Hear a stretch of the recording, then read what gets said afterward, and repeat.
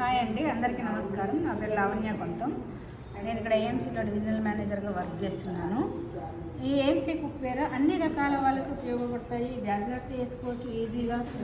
ఇంకా న్యూలీ మ్యారీడ్కి అయితే ఇంకా డెడ్ ఈజీ వాళ్ళ వర్క్. ఇప్పుడంతా అంటారు ఎంప్లాయీస్ కదా, వాళ్ళకు కూడా చాలా ఈజీ, టైం సేవ్ అవుతుంది, తొందరగా అవుతుంది.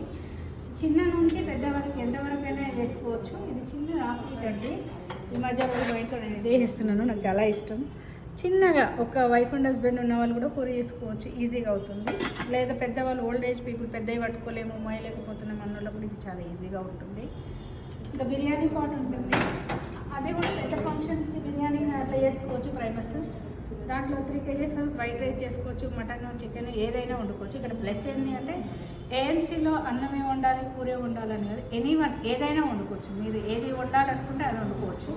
ఇది ఇందుకే పనికి వస్తుంది అని లేదు. మిగతా పార్ట్స్ లాగా ఇది ఎగ్జాంపుల్, ఇది మిల్క్ ప్యాన్. ఈ మిల్క్ ప్యాన్ అయినా కూడా ఇది పాలకు ఒకటే కాదు, దీంట్లో అన్నం వండుకోవచ్చు.